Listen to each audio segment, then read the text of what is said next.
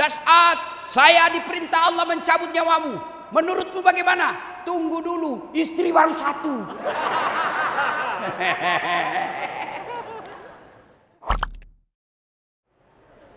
Malam ini berapa anggota DPR yang hadir? Ada? Ada? Kau gantilah anggota DPR-mu nanti. Jangan lagi yang tidak mau hadir bersama kita pengajian. Ya. Kalau Islam andai mau dipilih, kira-kira 6 bulan lagi sebelum dipilih, datang semua Pak. Kalau perlu dia bawa konsumsi. Bagi-bagi kartu nama. Sudah dipilih, hilang dia.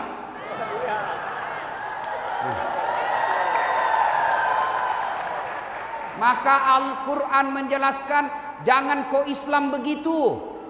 Jangan Islam politik, tapi Islamlah secara benar. Dan janganlah engkau ikuti langkah-langkah setan, karena sesungguhnya setan itu musuh yang nyata bagi kalian.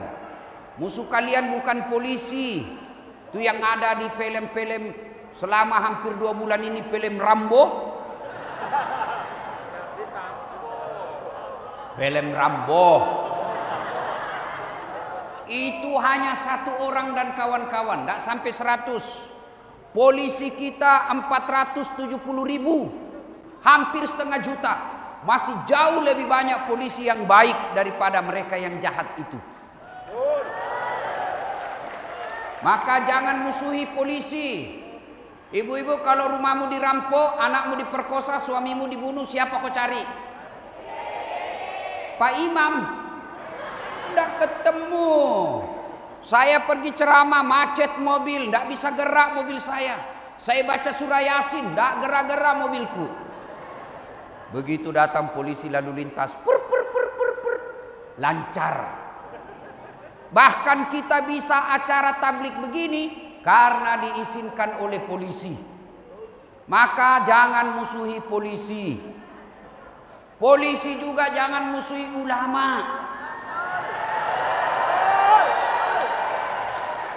Karena kalau kau mati Pak polisi, siapa yang bungkus kamu? Maka yang baik, polisi lindungi ulama. Ulama doakan polisi, bersinergi membangun Republik Indonesia. Siapa lagi yang ada musuh kita di sini? Setan yang nyata, bukan pocong, bukan uka-uka, tapi apa setan yang ada di tengah-tengah kita? Bentuknya handphone.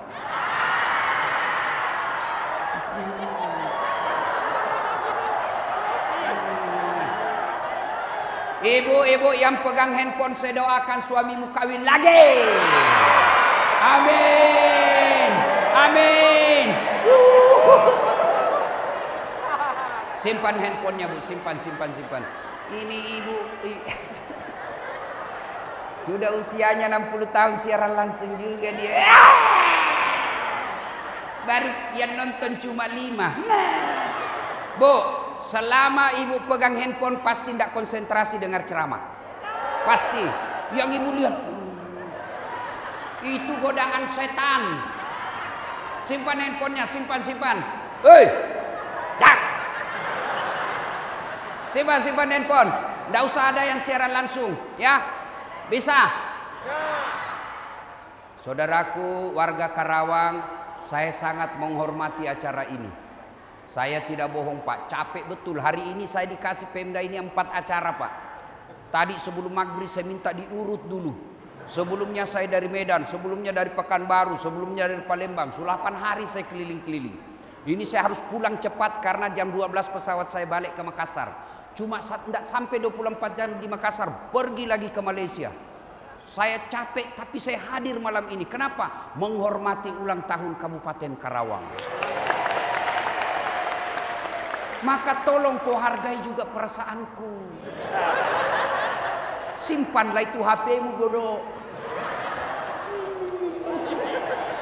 Ustadz, kita mau dokumen Ustadz. Kita mau ada rekamannya. Kalau Bapak Ibu rekam, gambarnya kabur. Suaranya tidak jelas. Gimana caranya Ustadz? Ini ada kamera saya bawa. Ada kamera saya. Sudah diedit, diperbaiki gambarnya. Gimana cara nontonnya Ustadz? Kau punya kamera? Gampang, buka YouTube. Tulis Tablik Akbar Masjid Agung Karawang, keluarlah ceramah itu. Sudah itu jangan lupa like and share. Simpan ya, ayo simpan HP-nya. Simpan. Simpan. Sudah. Wa qala idzan bismillahirrahmanirrahim. Ya ayyuhalladzina amanu taqullaha haqqa tuqatih wa la tamutunna illa wa antum muslimun.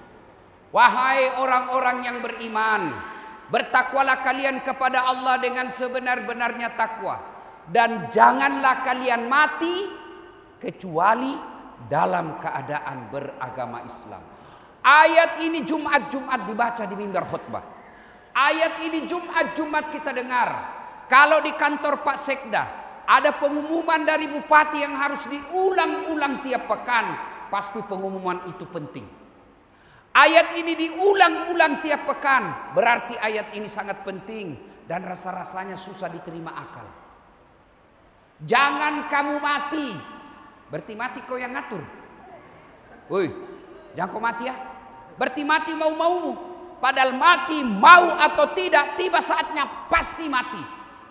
Orang kaya mati, orang miskin mati, raja-raja mati, rakyat biasa mati, Pak Sekda mati. Jangankan Sekda, menteri aja mati, presiden mati, ustadz mati. Belakang sedikit. Kalau ustadz duluan siapa yang ceramah? Semua mati. Berarti yang jadi masalah Mas, Kang, Mbak, Bos, Pak, Bu, yang jadi masalah bukan mati. Yang jadi masalah bagaimana kondisimu mati. Itu yang disebut jangan kamu mati kecuali mati dalam Islam. Berarti ada orang Islam mati kafir. Siapa mereka yang mati kafir? Contoh aja ini, contoh jangan marah. Sabung ayam ada juga di Karawang. Belem-belem. Didapat sama polisi, dikejar sama polisi. Wih, judi, kejar sama polisi, lari dia. Polisi tidak bisa kejar Pak. Kenapa? Polisinya besar perutnya. Pak polisi tidak bisa kejar. Akhirnya polisi tembak peringatan ke langit. Jangan lari. Bah! Tembak 2 kali. Duh! Tembak 3 kali. Duh! Masih lari. Terpaksa polisi lumpuhkan. Tembak kakinya. Duh! Kakinya ditembak, kepalanya kena. Saya tanya temanku, bos, bagaimana caranya? Kakinya kok tembak, kok kepalanya kena? Dia bilang soalnya waktu ditembak dia jongkok. Ini polisi film India, bukan polisi Indonesia. Polisi Indonesia hebat. Duh, mati kafir. Dia lagi judi. Apalagi makan obat kuat, overdosis. Kena serangan jantung. Mati kafir. Lagi berzina mati. Insya Allah Bapak tidak akan mati dalam keadaan curi. Insya Allah Bapak tidak akan mati dalam keadaan ngerampok. Insya Allah Bapak tidak akan mati dalam keadaan berzina. Yang bisa membuat kita mati kafir, hubbi aklil haram, suka makan uang haram. Siapa di antaranya? Mereka yang terima uang pilkada, uang pilpres.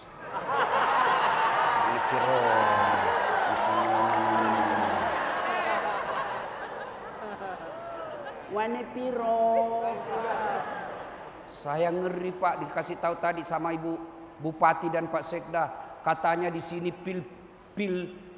pilkades desa-desa tertentu lebih mahal daripada pilkada. Iya betul. Betul. Ya betul karena kau yang terima.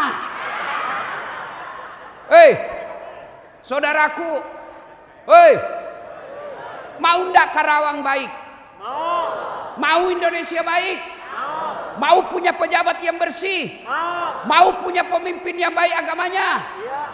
Jangan kau terima uang politik.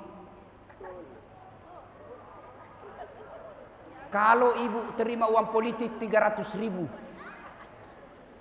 1 minggu habis. Sengsaranya seumur hidup. Itu di dunia, belum lagi di akhirat ketika kau mati nanti dicari kau uang makan uang haram. Maka dekat pilpres, agama apa yang paling banyak di Indonesia?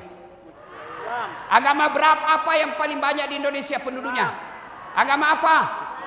Muslim. Berarti kalau banyak yang terima uang politik, berarti orang Islam yang salah. Kenapa kita yang mayoritas? Maka saudaraku, saya cinta kalian karena Allah. Saya ingin kalian selamat dunia akhirat dalam politik. Caranya gimana? Jangan kau terima uang politik karena kau tidak miskin dengan uang politik itu. Bu, Jawa Barat paling banyak penduduknya. Jawa Barat paling banyak penduduknya. Puluhan juta. Berarti kalian orang Jawa Barat menentukan masa depan Indonesia. Gimana caranya? Tolong negaramu ini, bantu negaramu ini, wujudkan negaramu yang baik. Jangan kau terima uang pilkada dan pilpres. Bisa? Bisa? Sekarang bisa. Besok kasih 500 ani kilo. Saya berdoa kepada Allah, mudah-mudahan kalian semua rakyat Indonesia, kalian semua umat Islam, kalian semua masa depan agama kita di Indonesia, jangan kau terima uang politik. Coba kalau uang politik tidak ada beredar, pilkada murah, pilcaleg murah, sehingga murah semua orang-orang baik mau masuk. Tapi karena mahal, orang baik tidak punya duit, akhirnya dia bilang, "Tidak usah." Akhirnya yang masuk apa? Pengusaha yang banyak duitnya, tidak tahu ngaji. Pengusaha yang banyak duitnya tidak tahu rukun Islam. Pengusaha yang banyak duit tidak tahu rukun-rukun sholat. Akhirnya apa? Mereka tidak takut dengan neraka. Akhirnya apa? Sengsaralah kita. Hilang minyak goreng. Bawang naik. Cabai naik. Ini naik. Iya toh? Iya. Maka kalian tidak usah ribut saling menghina di medsos. Tidak usah saling mencaci di medsos. Tidak usah saling menyerang hoax di medsos. Lebih baik kalian membalas pilpres, pilkada, pilcaleg. Jangan kau pilih orang-orang yang tidak beres agamanya. Bisa? Bisa? Amin. Ibu bapak saudara-saudara sekalian. Wa khalaidan. Bismillahirrahmanirrahim. Innallaha wa malaikatahu yusalluna 'alan nabi. Ya ayyuhalladzina amanu sallu 'alaihi wa sallimu taslima. 12 Rabiul Awal, hari Senin tahun ke-11 Hijriah, Rasulullah sakit dan Allah perintahkan kepada malaikat Jibril, malaikat, kau jemput 3 malaikat menyertaimu, Mikail, Israil, Israfil. Kau turun jemput kekasihku Muhammad, cabut nyawanya dengan catatan tanya dulu. Kalau dia mau, cabut nyawanya. Kalau dia tidak mau, tunggu sampai dia mau. Allahu Akbar. Turun 4 malaikat. Di langit ke-7 masih berempat. Langit 6, 5, 4, 3, 2 masih berempat. Di langit pertama, sebelum turun ke permukaan bumi, malaikat Jibril berkata, "Wahai malaikat pencabut nyawa, wahai Israil, kali ini saya tidak bertugas. Kamu yang bertugas mencabut nyawa, kamu aja yang turun." Kata malaikat pencabut nyawa, "Tapi saya belum pernah ketemu Muhammad. Selama ini kamu yang ketemu, kau temanilah saya." Kata Jibril, "Mohon maaf, Saya tidak tega melihat engkau mencabut nyawanya Muhammad. Kau aja yang turun. Turunlah malaikat pencabut nyawa. Sampai di depan rumah Nabi, ketuk pintu. Assalamualaikum warahmatullahi wabarakatuh ya Rasulullah. Lalu malaikat pencabut nyawa berkata, ya Muhammad, hari ini saya diperintah untuk mencabut nyawamu. Kalau kau mau, bagaimana menurutmu? Kalau Pak Sekda kira-kira ditanya,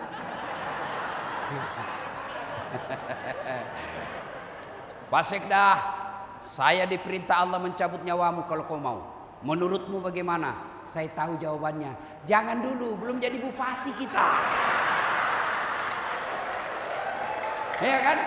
Kalau saya Das'at, saya diperintah Allah mencabut nyawamu. Menurutmu bagaimana? Tunggu dulu, istri baru satu.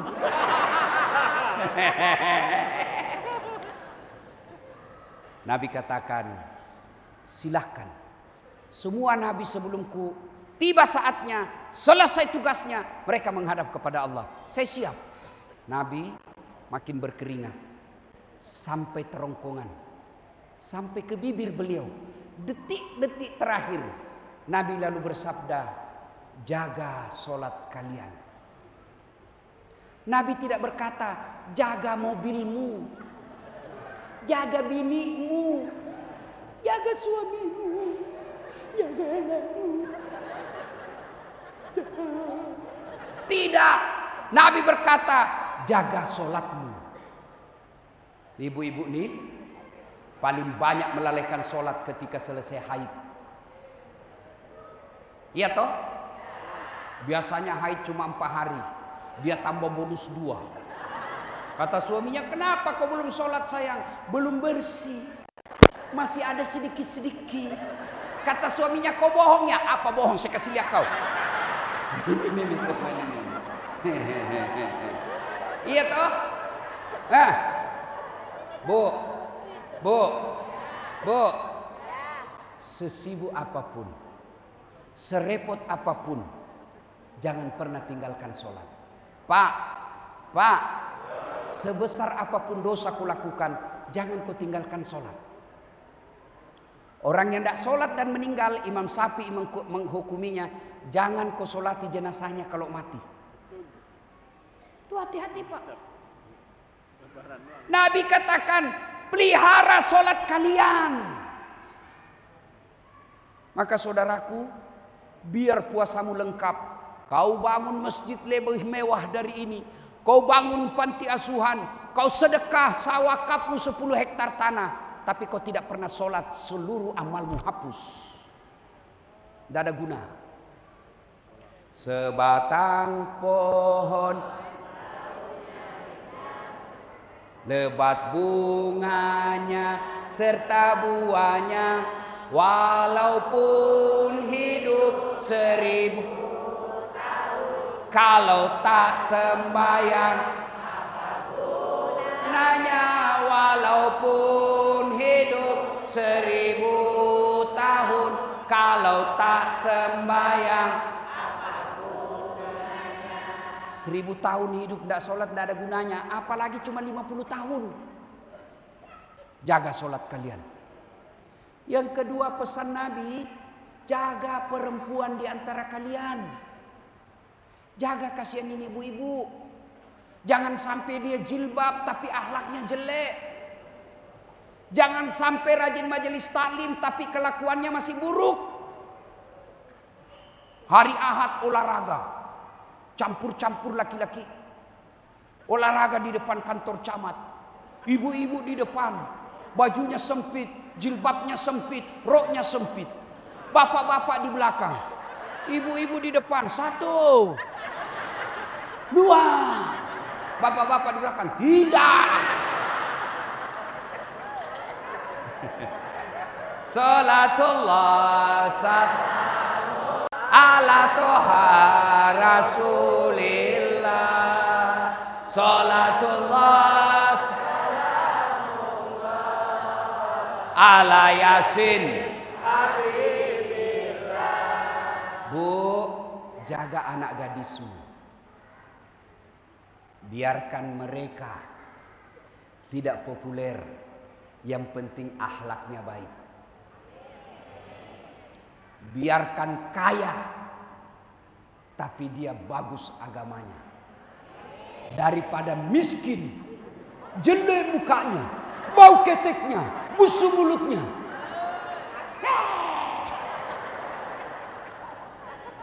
Jaga perempuan di antara kalian. Kita mau beli konsumsi makanan pokok, tapi semuanya naik. Gaji kita malah dipotong. Bensin naik, sembako naik, sementara gaji kita makin dikurangi. Kita mau melawan, kita dituduh teroris. Kita mau teriak, kita dianggap intoleran. Kita mau protes, kita dianggap radikal. Maka kau bangunlah mengadu kepada Allah. Dalam sholat hajatmu, minta supaya Allah menghukum orang-orang yang menganiayamu. Biarkan mereka jahat, yang penting kalian tetap sabar dan jangan ikut berontak. Senjata kita orang susah, senjata kita orang miskin, senjata kita rakyat jelata adalah berdoa kepada Allah. Dan ada 3 golongan orang yang makbul doanya. Malu Allah tidak mengabulkan doa-doa mereka. 1 di antaranya, fakir miskin yang teraniaya. Bangunlah memohon kepada Allah. Adukan kepada Allah. Minta kepada Allah. Tagih janji Allah. Ud'uni astajib lakum. Mintaku kepadaku, pasti saya kabulkan. Bensin naik, Pertamax naik, semua naik. Tapi kalau Allah menolong kalian, kecil. Yang jadi masalah, semua bahan pokok naik, bahan bakar naik, tapi kalian makin jauh dari Allah, maka pasti hidupmu makin sengsara. Caranya, banyaklah menyebut Nabi. Apa hubungannya ya Ustadz? Saya sahabat dengan Pak Sekda. Pak Sekda punya anak. Saya selalu memuji-muji anaknya. Saya bantu anaknya Pak Sekda. Begitu saya ada urusan, Pak Sekda pasti katakan, bantu Pak Ustadz. Dia selalu menolong anakku. Dosa kita banyak. Tapi karena kita sebut nama kekasih Allah, yang Allah sampai jelaskan, andai saja bukan karena kau Muhammad, aku tidak ciptakan dunia dan isinya. Kita sebut orang dicintai Allah. Kita sebut kekasih Allah. Ya Nabi salam alaik. Ya Rasul salam alaik. Akhirnya apa? Allah kabulkan doa kita karena kita sebut orang dicinta Allah. Ustaz, kenapa sudah 3 tahun doaku tidak dikabulkan? Karena ibu bapak berdoa tidak diawali dan akhiri dengan salawat. Nabi jelaskan, siapa yang berdoa tidak diawali dan diakhiri dengan salawat, maka doanya tergantung antara langit dan bumi. Maka setiap ibu mau berdoa, salawatlah kepada Nabi. Sallallahu ala Muhammad, sallallahu alaihi wasallam, sallallahu ala Muhammad, sallallahu alaihi wasallam. Coba lalu ibu keluhkan, berdoa, minta apa keluhan ibu? Mau punya anak, mau sembuh dari penyakit, mau lunas utang-utang. Gimana caranya mau lunas utang? Tiba-tiba Allah gerakkan yang punya hutang, yang punya uang. Mbak, enggak usah cemas. Utangmu yang 5 juta saya ikhlaskan. Selesai. Kalau Allah mau, iya toh? Ya Allah, saya rindu ke Baitullah. Aku ingin ziarah ke makam Nabi. Aku ingin tawaf di Baitullah ya Allah. Tapi kau tahu betapa miskinnya aku. Besok ketemu orang kaya. Dapat undian umroh. Kalau Allah mau. Iya toh? Iya. Saya sudah 7 tahun berdoa Ustadz. Kenapa Allah tidak kabulkan? Baru 7 tahun. Baru 7 tahun. Nabi Adam berdoa supaya dipertemukan dengan Siti Hawa. Berapa tahun? 200 tahun. 200. Nabi Zakaria minta anak. Usia 21 tahun. Kapan Allah kabulkan? 80 tahun. Nabi Musa, ya Allah bebaskan Bani Israel. Berapa tahun baru Allah kabulkan? Lebih 60 tahun. Nabi Muhammad, ya Allah pindahkan kiblat kami dari Palestina kembali ke Mekah. Berapa lama baru Allah kabulkan? 18 bulan. Sampean berdoa pagi mau dikasih malam. Padahal itu kan tipu. Jelas? Jelas? Bu? Himpitan hidup bukan masalah. Ya masalah kalau ibu jauh dari Allah. Naik BBM bukan masalah, tidak kiamat. Yang jadi masalah kalau bapak jauh dari Allah. Gimana dekat dengan Allah? Bangun tengah malam, berdoa. Sebelum doa, selawatlah kepada Nabi. Minta kepada Allah. Sudah bersalawat, mintalah. Apa doanya? Tidak harus bahasa Arab. Bahasa Sunda, mangga. Bahasa Jawa, monggo. Bahasa Inggris, kalau kau tahu. Bahkan boleh pakai bahasa isyarat.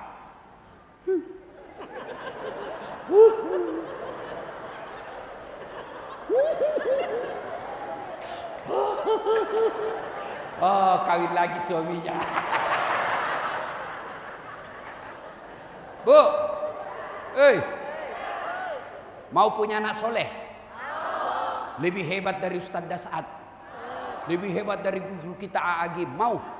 Nah, ini doanya, ikut sama-sama. Bismillahirrahmanirrahim. Allahumma barik lana bima rasaktana.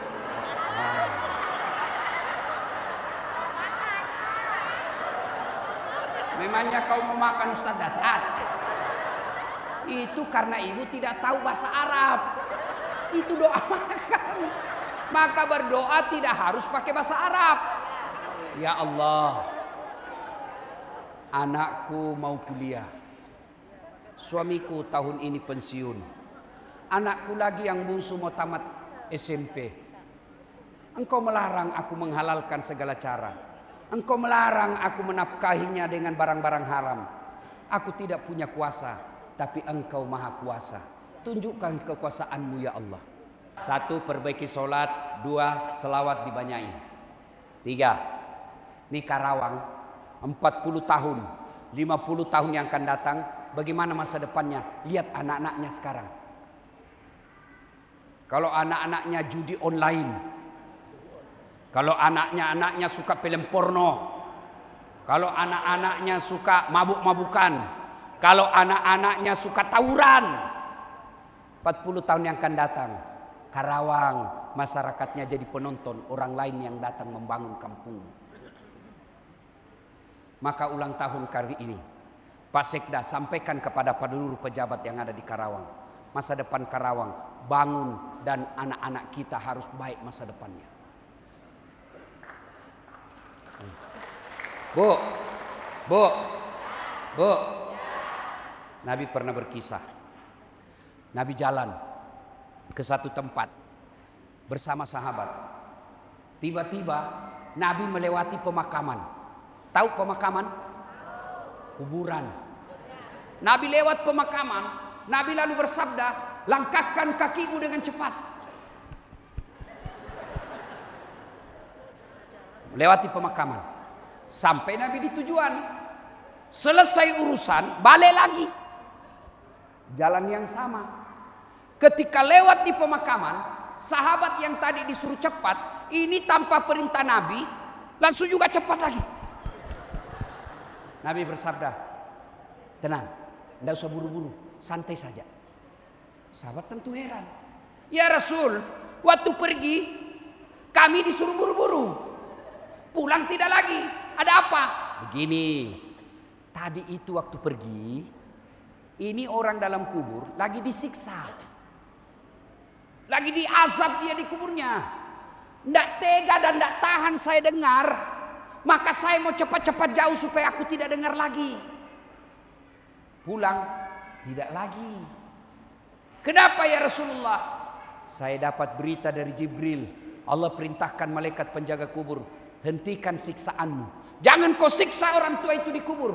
Tidak mungkin orang tuanya kusiksa di kuburnya sementara anaknya lagi belajar mengaji membaca. Bismillahirrahmanirrahim. Tidak mungkin bapaknya kusiksa sementara anaknya menyebut saya Allah Maha Pengasih dan Maha Penyayang. Hentikan siksaanmu. Bu, baru basmalah dia baca anaknya, Allah sudah bebaskan dari azab kubur. Ini ibu-ibu nih, yang cantik-cantik, terutama yang sudah muka-muka sakaratil maut. Mana ini muka-muka sakaratil maut di sini? Ah, ini. Bu, punten. Bu, kalau ibu meninggal nanti siapa yang doakan? Suami. Kawin lagi. Begitu ibu meninggal, langsung suami berteriak, merdeka. Punten. Siapa yang doakan? Anak. Itu kalau anakmu soleh dan soleha. Ibu kan pasti mati. Pasti kan? Pasti kan? Siapa yang doakan? Kalau anakmu soleh dan soleha. Kalau kau lihat anakmu malam Jumat masih baca Yasin di kamarnya, dia ajari adiknya ngaji, ibu tidak usah cemas. Tapi kalau tidak pernah kau lihat anakmu ngaji, cemaskanlah dirimu sekarang. Tidak pernah kau dapati anakmu sholat jamaah, cemaskan anakmu sekarang. Pasekda kalau anak-anak kita sekarang SMP, SMA, mahasiswa, tidak pernah kita lihat dia datang jamaah di masjid. Hati-hati. Kalau dia cerdas, brilian, cakep, tapi gersang agama, itulah yang hancurkan negaranya. Lihat itu yang ditangkap KPK. Ada orang goblok yang ditangkap KPK yang korupsi miliaran. Ada petani miskin, ada orang tidak ada sekolahnya, rata-rata pejabat banyak sekolahnya sampai profesor doktor. Kenapa? Bukan karena dia goblok, tapi karena imannya yang gersang. Bu, saya ini boleh bersyukur kepada Allah. Meskipun bapak saya tidak melihat saya seperti sekarang, tapi alhamdulillah rasa-rasanya tidak pernah dalam sehari saya tidak doakan bapak saya dalam sholat. Sujud terakhir saya tidak dirikan doaku, saya tidak doakan diriku. Yang selalu kudoakan, Allahumma gfirli wali walidayya warhamhuma kama rabbayani shaghira. Pulang pengajian, ayo koreksi caramu didik anakmu. Kenapa anakku kepala batu? Makan uang haram. Kenapa anakku kepala batu? Kau tidak kasih contoh yang baik. Tidak mungkin anakmu sholat kalau ibu bapaknya tidak sholat. Maka jadikan anak soleh dan soleha. Bagaimana cara menjadikan anakmu soleh dan soleha? Satu, lahir kasih nama yang baik. Nah, saya kasih kau nama Muhammad. Ini nama Muhammad, namanya nabimu. Saya kasih kau nama 3 orang tokoh. Muhammad, Abu Bakar, Umar. Luar biasa Pak. Sudah Muhammad, Abu Bakar, Umar. Saya mau kau nak seperti mereka. Itu doa, itu harapan. Siapa namanya anakmu? Lionel Messi. Kenapa? Supaya jago main bola. Apa jago main bola? Persib kalah sama PSM.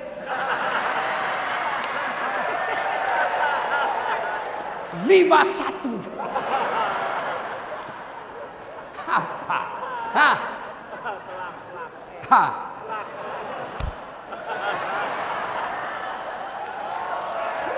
Ayo Bu. Nah, saya kasih kau nama Khadijah, Ummul Mukminin. Saya mau kau seperti Khadijah nak, menjadi umat ibunya umat Islam. Bu,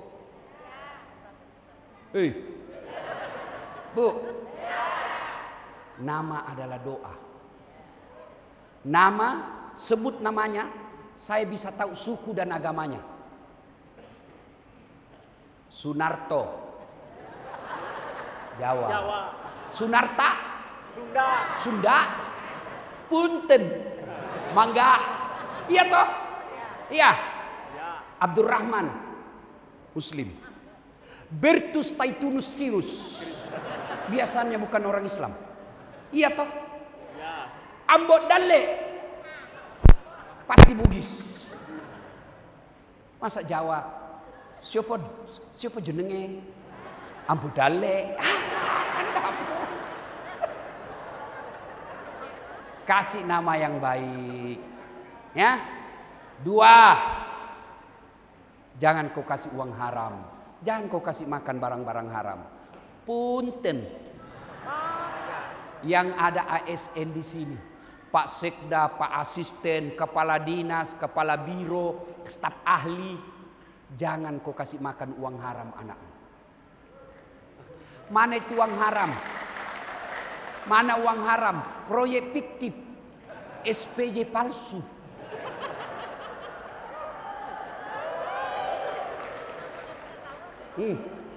Coba lihat orang-orang politik yang suka mengharamkan segala cara. Uang haram dia kasih makan anaknya. Biasanya tuh anaknya tidak beres. Tapi coba lihat anak-anak guru ngaji yang betul-betul dipelihara perut anaknya dari barang haram. Dia guru ngaji sekarang. Dia barangkali jalan kaki kemana-mana.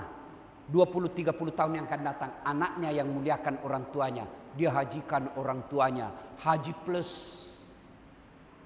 Dia belikan mobil orang tuanya yang lebih cantik mobilnya orang tuanya daripada dia pakai.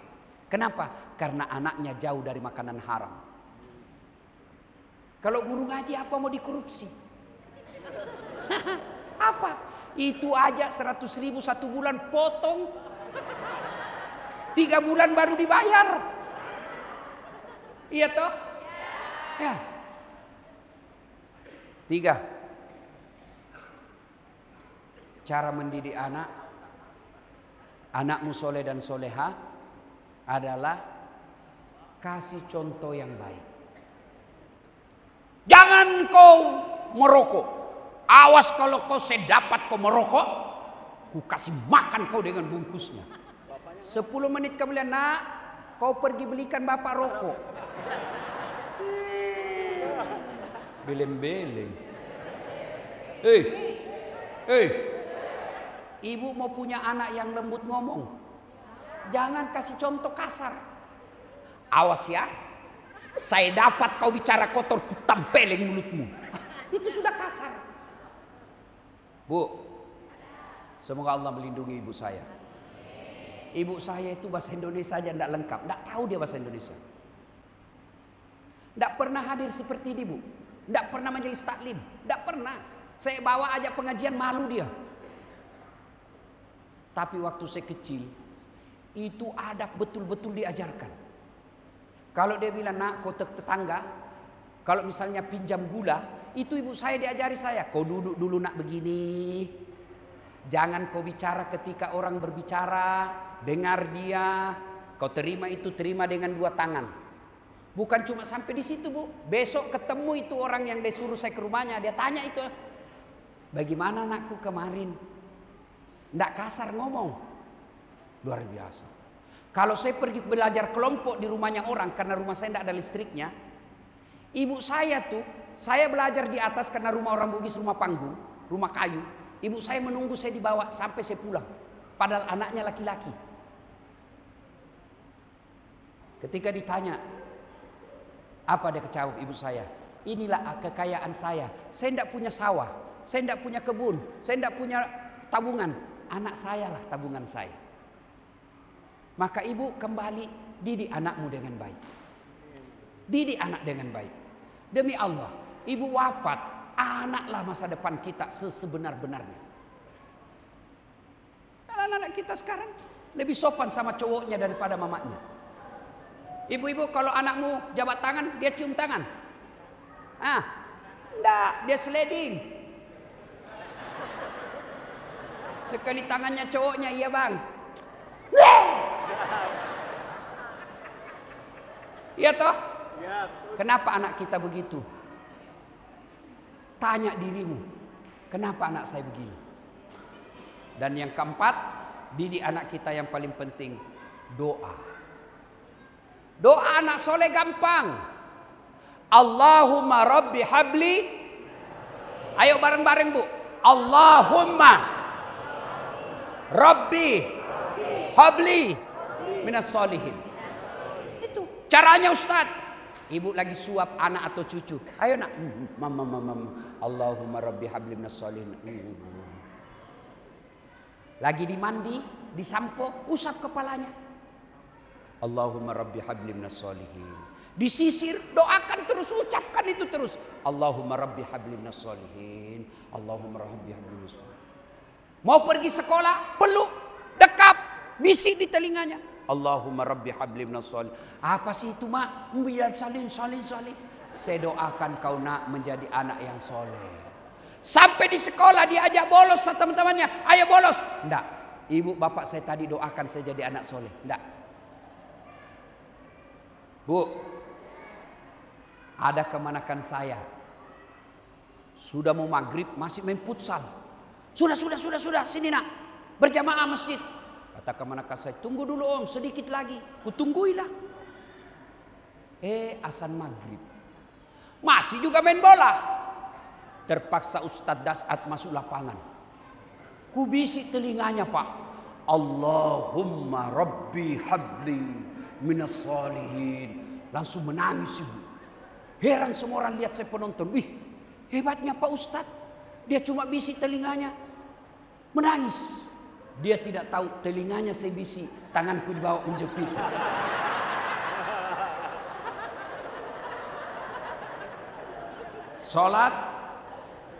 Solawat. Jadikan anak kita soleh dan soleha. Insya Allah lain waktu dan kesempatan kita akan lanjutkan. Mudah-mudahan ada. Bu, saya kalau lama-lama ketinggalan pesawat. Dan hanya besok kasihan waktu saya bisa kumpul dengan keluarga. Kalau saya ketinggalan pesawat, tidak ke sana, lusa saya mau ke Malaysia lagi. Tidak sempat lagi balik. Insya Allah lain waktu dan kesempatan. Kita doakan pejabat kita yang hadir di tempat ini. Mudah-mudahan Allah angkat derajatnya. Amin. Panjang umur, sehat walafiat. Dan mengundang lagi Ustadz Dasat Latif. Terima kasih. Usikum wa nafsi bitaqwallah. Assalamualaikum warahmatullahi wabarakatuh.